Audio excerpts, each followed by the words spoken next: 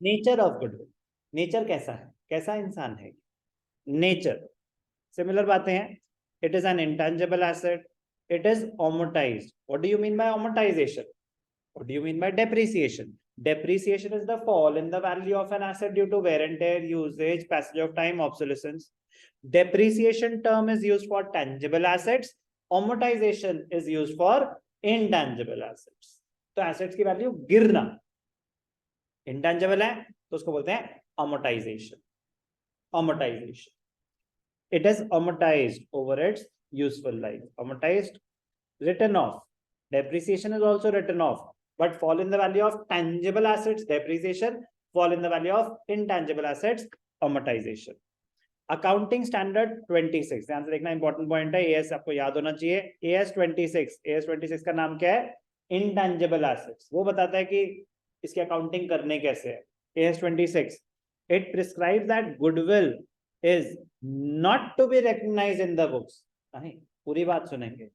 Goodwill is not to be recognised in the books of accounts unless consideration is paid for it. तो जैसे कि मैंने आपको बता ही चुका हूं कि गुडविल दो टाइप की हो सकती है, एक सेल्फ जनरेटेड और एक परचेज्ड। तो जब आपने गुडविल परचेज करी है तब आपने उसके लिए कोई कंसिडरेशन पे करी होगी, तब आपने कोई पैसे दिए होंगे, तब वो बुक्स में रिकॉर्ड होगी। सेल्फ जनरेटेड गुडविल नहीं होगी। किसने बोला? AS 26 इंटेंजिबल एसेट्स ने बोला। Only purchase goodwill. Therefore, self-generated goodwill is not recognized in the books of accounts, whereas purchase goodwill is recognized.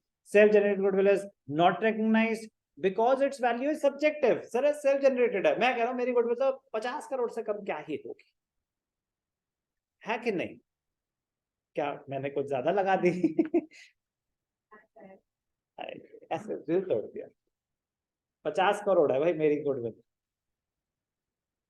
ज्यादा इससे भी, ये ज्यादा है। अच्छा, मतलब कुछ और करना पड़ेगा लाइफ में अगर 50 करोड़ कमाने हैं। हाँ तो कोई और क्यों लगाएगा, आप लगाओ चलो। ऐसी कुछ ये भी ठीक है। दिया, कैसे करोगे पेमेंट? गुडविल की वैल्यूएशन सेल्फ जनरेटेड तो सब्जेक्टिव है ना। सेल्फ जनरेटेड गुडविल की वैल्यू सब्जेक्टिव है, क्यों? क्योंकि कोई पैसे तो खर्च ही नहीं कर रहे। परचेज गुडविल तो दिख रहा है ना कि भाई साहब 50 लाख दिए हैं, 50 लाख तो दिए ही है नाम यूज करने के लिए, तो 50 लाख है आपकी गुडविल। वो तो एग्जैक्ट ट्रांजैक्शन है। Consideration has been paid for it. Domino's की फ्रेंचाइजी चाहिए, आपको पैसे देने पड़ेंगे, किसी की 20 लाख है, किसी की 30 लाख है, किसी की 50 लाख है, तो पेमेंट हो रही है ना, एग्जैक्ट मेजरमेंट पॉसिबल है। तो वो फिर सब्जेक्टिव नहीं है। सब्जेक्टिव का मतलब होता है it depends. No, when you are making a payment it does not depend on anything. जितनी पेमेंट हुई है वो है value of goodwill. Self generated goodwill में वैल्यूएशन पॉसिबल, ऐसे हवा में है valuation.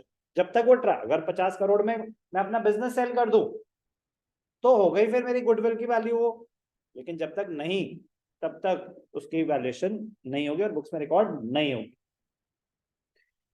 Self generated goodwill is not recognised because the value is subject. Reason बहुत इंपॉर्टेंट है, पता होना चाहिए why we do not record self generated goodwill in the books, because the value is subjective and is not evidenced by payment.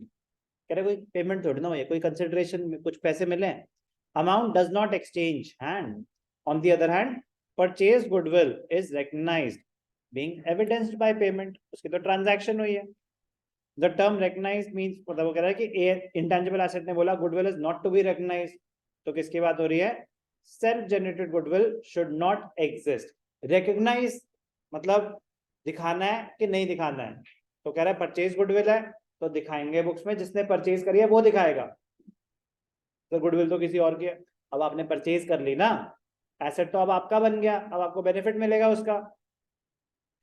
तो purchase goodwill is recorded, self generated goodwill is not recorded. तो ये सारी कहानियां repetition है, ये सारी मैं आपको ऑलरेडी डिटेल में बता चुका हूं कि इंटेंजिबल एसेट्स क्या होते हैं, फिक्टिशियस एसेट्स क्या होते हैं, and goodwill is an intangible asset and not a fictitious asset.